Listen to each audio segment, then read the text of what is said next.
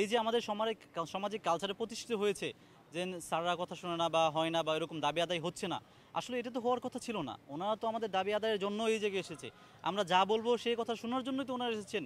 ওনাদের নিজ থেকে উচিত আমাদের দাবি দেওয়া, কথা চাওয়া পাওয়াগুলো শোনা।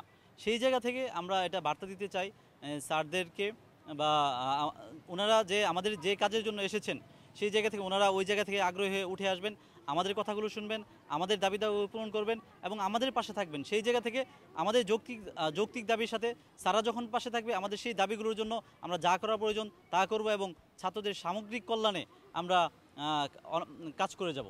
আমরা এই পরিবর্তনটার জন্য এসেছি।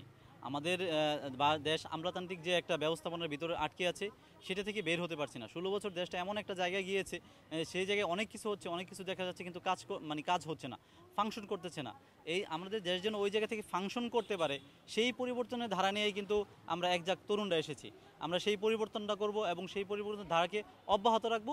সেই জন্যই আর কি এই জায়গায় আসা। এবং স্যাররা যেহেতু ওনাদের নিজেদের দায়িত্ব সম্পর্কে এখন আবার আমরা সচেতন থাকবো, স্যারদেরকে সচেতন করবো এবং স্যারদের দায়িত্বই যেহেতু আমাদের দেখাশোনা করা, আমাদের ভালো মন্দ বোঝা, সেই জায়গাটা স্যারের কর্ণকহরে আমরা পৌঁছে দেব, যাতে তিনি তার দায়িত্বটা সঠিকভাবে পালন করতে পারেন এবং আমাদের ডাকে যে কোনো সময় সাড়া দেন।